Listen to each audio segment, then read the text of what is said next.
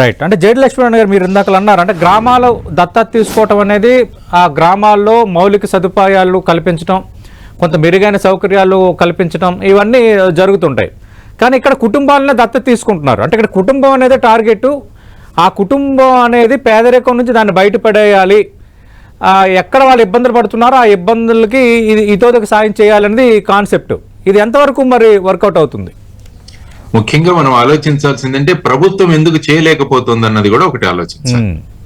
మరి ప్రభుత్వం ఇంత పెద్ద ఎత్తున ఉచిత పథకాలు, ఉచిత హామీలు ఇస్తున్నారు. మరి ఇన్ని జరిగినా కూడా మన వైట్ రేషన్ కార్డులు, తెల్ల రేషన్ కార్డుల నెంబర్ పెరుగుతోంది కానీ తగ్గడం లేదు ఎందుకు? ఇది కూడా మనం ఆలోచించాల్సిన ప్రశ్న. అందుకనే మీరు మా జై భారత్ నేషనల్ పార్టీ యొక్క మేనిఫెస్టో చూస్తే మేమేమన్నామంటే 5 సంవత్సరాల్లో 50% రేషన్ కార్డులు తగ్గాలి. 10 సంవత్సరాల తర్వాత రాష్ట్రంలో ఒక్క రేషన్ కార్డు కూడా ఉండకూడదు, తెల్ల రేషన్ కార్డు. అంటే ప్రజల యొక్క స్థితిగతులను మనం మెరుగు చేయాలి. ప్రజలకు ఈ అసౌకర్యాలు ఎక్కడ కలుగుతున్నాయి? ప్రజలు ముఖ్యంగా ఖర్చు పెట్టేది ఎక్కడ? విద్యా వైద్యానికి ఖర్చు పెడుతున్నారు. మరి ఈ విద్యా వైద్యానికి ఖర్చు వాళ్ళ జేబుల్లోంచి వెళ్ళిపోతూ తరువాత ఒక ఇంటిలో క్యాన్సర్ గాని, ఈ కిడ్నీ ఫెయిల్యూర్ గాని ఏదైనా అవుతే ఆ కుటుంబం టోటల్ గా కొలాప్స్ అయిపోతుంది. సో వీటన్నిటికీ కారణాలు వెతికి వాటిని తీర్చాల్సిన బాధ్యత ప్రభుత్వాల మీద. మరి ఇన్ని గవర్నమెంట్ స్కూల్లో మనం ఉచితంగా విద్యను అందిస్తున్నాం, అన్ని చేస్తున్నాం. ఒక్కొక్క విద్యార్థి మీద సుమారుగా 65,000 రూపాయలు ఖర్చు పెడుతున్నా కూడా మరి ఇంకా ప్రైవేటు స్కూళ్ళు, ప్రైవేటు కాలేజీలు ఎందుకు ఉంటున్నాయి?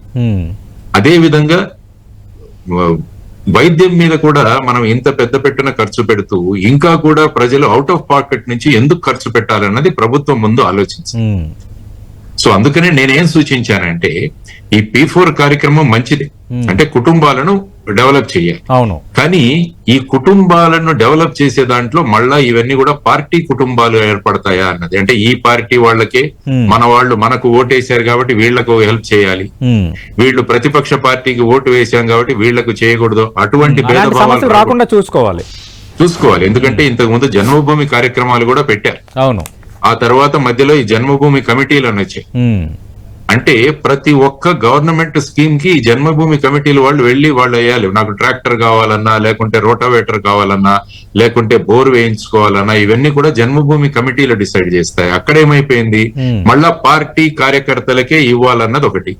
తర్వాత ఇప్పుడు పాత ప్రభుత్వంలో వాలంటీర్లను నియమించి వాళ్ళ చాలా మంది వారందరూ కూడా పార్టీ కార్యకర్తలు అన్న దాంట్లో కూడా వేశారు. కాబట్టి జన్మభూమి కమిటీలను అప్పుడే రద్దు చేయడం జరిగింది, వాలంటీర్లను ఇప్పుడు రద్దు చేసి.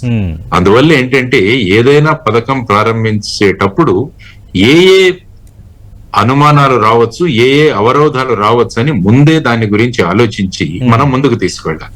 దీనికోసం వీలైతే ఒక చట్టాన్ని కూడా తీసుకురావాలి. మీరు చూసుకుంటే మహాత్మా గాంధీ గ్రామీణ ఉపాధి యోజన అన్నది ఒక చట్టం ద్వారా తీసుకురావడం జరిగింది. అదే విధంగా అందరికీ compulsory education, right to education act అన్నది కూడా ఒక చట్టం తీసుకురావడం జరిగింది. సో ఈ విధంగా చూసుకుంటుంటే ఈ P4 కూడా ఒక చట్టాన్ని తీసుకురండి. అంటే ఈ కుటుంబాల ఎంపిక ఏ విధంగా ఉంటుంది? లాటరీ సిస్టమ్ లో తీస్తారా?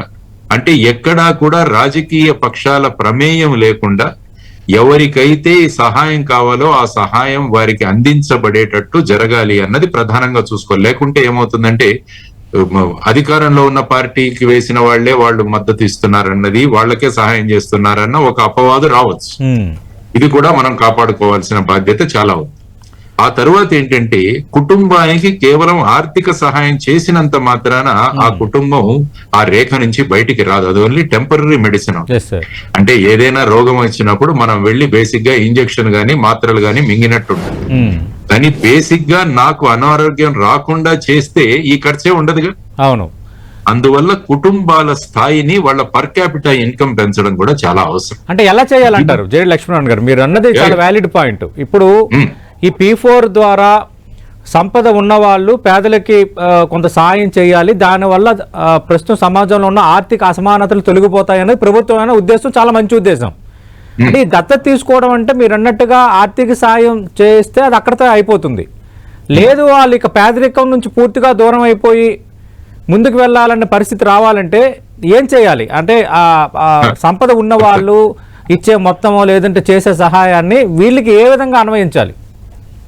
ఫర్ ఎగ్జాంపుల్ మీకు ఒక చిన్న ఉదాహరణ చెప్తాను. తెలంగాణలో ములకనూరు అనే గ్రామం, అవును సార్, డైరీ. అక్కడ విశ్వనాథ రెడ్డి గారని వారు మొదలు పెట్టారు. యాక్చువల్ గా అక్కడ ఒక చిన్న కోఆపరేటివ్ ని ఏర్పాటు చేసి ఒక కోఆపరేటివ్ బ్యాంక్ పెట్టి ఆ ఏరియాలో మొత్తం రైస్ ఎక్కువగా, వరి ఎక్కువగా పండుతుంది, వాటి కోసం రైస్ మిల్ అక్కడ ఏర్పాటు చేసి, ఆ తరువాత అక్కడ ములకనూరులో ఒక మహిళల కోసం ఒక డైరీ ఏర్పాటు చేసి, ఈ విధంగా చేయడం వల్ల ఏమవుతుందంటే ఆ గ్రామంలో ప్రతి ఒక్కరూ ఆల్మోస్ట్ నెలకు ₹1,00,000 సంపాదిస్తున్నారు.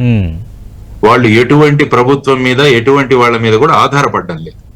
ఎందుకంటే అందుకనే చైనాలో ఒక ప్రావర్బ్ ఉంది, మీరు చేపలు ఇవ్వకండి, చేపలు పట్టడం నేర్పించండి. కాబట్టి రోజు చేపలు ఇవ్వడం మొదలు పెడితే ఏముందంటే చేపలు తినేసి మళ్ళా ఎదురు చూస్తూనే ఉంటారు, ఈ రోజు రాలేదేమో. అదే మీరు చేపలు పట్టడం నేర్పిస్తే ఏమవుతుందంటే వాళ్ళు వాళ్లకున్న స్కిల్ డెవలప్మెంట్ ఈ ఆధారంగా గ్రామాల్లో పరిశ్రమలు ఏర్పాటు చేయండి. గ్రామీణ ప్రాంతంలో ప్రతి ఇంటికి కూడా ఉద్యోగం వచ్చేటట్టు చేయండి. నెలకు, సంవత్సరానికి 15,000 ఇవ్వడం కాదు, నెలకు 15,000 సంపాదించేటట్టు వాళ్ళని చేయగలిగి. అందువల్ల ఈ ఆర్థిక సహాయం ఒక భాగం అయితే మొత్తం గ్రామాన్ని ఆర్థికంగా ఏ విధంగా అభివృద్ధి చేయాలన్న దాని మీద ఎక్కువ కాన్సన్ట్రేషన్ పెట్టాలని నేను అంటున్నాను. అంటే ఈ డబ్బు సహాయం అందించడం ఒక ఎత్తు అయితే, మొత్తం గ్రామం యొక్క పర్ క్యాపిటల్ ఇన్కమ్ ను ఏ విధంగా చేయాలి, ఫుడ్ ప్రాసెసింగ్ ఇండస్ట్రీస్ ఏర్పాటు చేయమనండి ఎన్ఆర్ఐలని, ఆ గ్రామంలో వాల్యూ అడిషన్ కోసం ఏదైనా వ్యవస్థను ఏర్పాటు చేయమనండి. సో ఈ విధంగా చేయగలిగితే ఏమవుతుందంటే వారు ఇంకెప్పుడు కూడా, లేకుంటే ఏమవుతుందంటే ఈ సహాయం ఆగిపోగానే మళ్ళా వాళ్ళు వెనక్కి వచ్చే పరిస్థితి ఉంటుంది, మళ్ళీ ఎదురు చూసే పరిస్థితి ఉంటుంది. కాబట్టి అటువంటి పరిస్థితులు లేకుండా మనకున్న పథకాల్లో మనం ఏ విధంగా చేయాలి. ఇంకొకటి, కరప్షన్ ఆపడం అన్నది చాలా ముఖ్యమైన అంశం. ఫర్ ఎగ్జాంపుల్ నేషనల్ గ్రామీణ ఉపాధి హామీ యోజనలో చాలా కరప్షన్ జరుగుతుంది. మరి ఈ కరప్షన్ ఆగలిగితే ఆ డబ్బులన్నీ కూడా వీళ్ళ దగ్గరికే వస్తాయి కదా. చాలా మంది దొంగ మాస్టర్లు తయారు చేసి పని చేయకుండానే, గ్రామాల్లో అసెట్స్ అన్నవి నిర్మాణం కాకుండానే ఈ మాస్టర్లు ఏర్పాటు చేసి ఈ విధంగా డబ్బులు పంచుకోవడం జరుగుతుంది. సో దీన్ని ఆపాలి. తరువాత ఏంటంటే ఈ మొత్తం పథకాన్ని ప్రభుత్వం ఎటువంటి హస్తక్షేపము, పార్టీలు ఎటువంటి యొక్క ఇన్వాల్వ్మెంట్ లేకుండా ఒక బాడీని క్రియేట్ చేసి దాని ద్వారా ఆపరేట్ చేయొచ్చు. మరి అజీం ప్రేమ్జీ ట్రస్ట్ ఆల్మోస్ట్ 1,100 కోట్ల రూపాయలు ఖర్చు పెడుతుంది. టాటా ట్రస్ట్ వాళ్ళు కూడా అలాగే ఖర్చు పెడతారు. కాబట్టి వాళ్ళ మెకానిజమ్స్ ఎలా ఉన్నాయన్నది చూడాలి.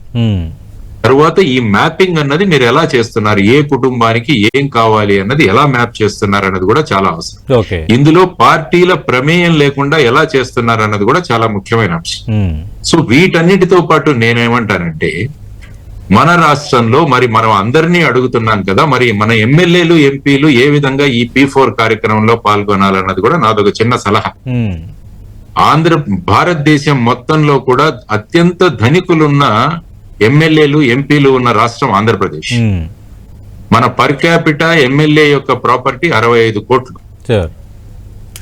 ఎంపీలది కూడా ఇంకా ఎక్కువగానే ఉంది. అందువల్ల నేను సూచిస్తున్నది ఏంటంటే ప్రతి ఎంపీ, ప్రతి ఎమ్మెల్యే తమ ప్రకటించిన ఆస్తులు ఏవైతే ఉన్నాయో ఎలక్షన్ అఫిడవిట్ లో, దానిలో ప్రతి సంవత్సరం 10% ఈ P4 కి కాంట్రిబ్యూట్ చేయాలి. ప్రతి ఎమ్మెల్యే, ప్రతి ఎంపీ. సో అప్పుడు ఏమవుతుంది, సుమారుగా 65 కోట్ల ద్వారా మనం ఆలోచిస్తే ప్రతి సంవత్సరం కేవలం ఎమ్మెల్యేల నుంచే 1,100 కోట్లు వస్తుంది P4. అదే విధంగా ఎంపీల గురించి ఆలోచించుకుంటే వాళ్ళ దగ్గర కూడా వస్తుంది. వారితో పాటు మరి మిగతా వాళ్ళు కూడా ఇన్వాల్వ్ అవుతారు. ఎందుకంటే ఇంగ్లీష్ లో ఒక సామెత ఉంది, చారిటీ బిగిన్స్ ఎట్ హోమ్ అని. ఎక్కడైనా మనం సహాయం చేయాల్సినది మన ఇంటి నుంచే మొదలవ్వాలి. సో ఆ విధంగా దీన్ని ముఖ్యమంత్రి గారే ముందుకు తీసుకోవాలి. ఎందుకంటే ఐ థింక్ ముఖ్యమంత్రి గారు తన అఫిడవిట్ లో 921 కోట్లని ఆస్తులు ప్రకటించారు అనుకుంటా. సో అందులో 10% ప్రతి సంవత్సరం ఈ P4 ఫండ్ కు ఆయన గనుక కాంట్రిబ్యూట్ చేయగలిగితే ఏమవుతుందంటే మిగతా వాళ్ళు ఫాలో అవుతారు. మొత్తం రాష్ట్రమే ఒక చైతన్యం కలుగుతుంది. నేను నా ఆస్తుల్లో ప్రతి సంవత్సరం 10% నేను P4 కి ఇస్తాను అని చెప్పి ఆయన గనుక ప్రకటన చేయగలిగితే ఇంకా చూడండి వెల్లువ ఎలా మొదలవుతుంది, ఎమ్మెల్యేలు కూడా మొదలవుతారు. సో ఆ విధంగా గనక మనం చేయగలిగితే అప్పుడు ఏమవుతుందంటే ఆ నిజమైన కమిట్మెంట్. ఎందుకంటే ప్రజలు అడుగుతారు, మీరేం చేస్తున్నారని అడుగుతారు. మీరు ప్రభుత్వంలో ఉండి ప్రజలను అడుగుతున్నారు, మరి మీరేం చేస్తున్నారు, P4 లో మీ భాగస్వామ్యం ఏంటి అన్నది కూడా అడిగే ఛాన్స్. దానితో పాటు ఎలక్టోరల్ బాండ్స్ ద్వారా చాలా పార్టీలకు డబ్బులు వస్తున్నాయి. ప్రస్తుతం సుప్రీంకోర్టు ఎలక్టరల్ బాండ్ అన్నది అది కాన్స్టిట్యూషన్ విరుద్ధం అని డిక్లేర్ చేసినా కూడా ఏవైతే సొమ్ము అమౌంట్ వాళ్ళ దగ్గరకు వచ్చిందో అది ఇప్పటికీ పార్టీల దగ్గరే ఉంది.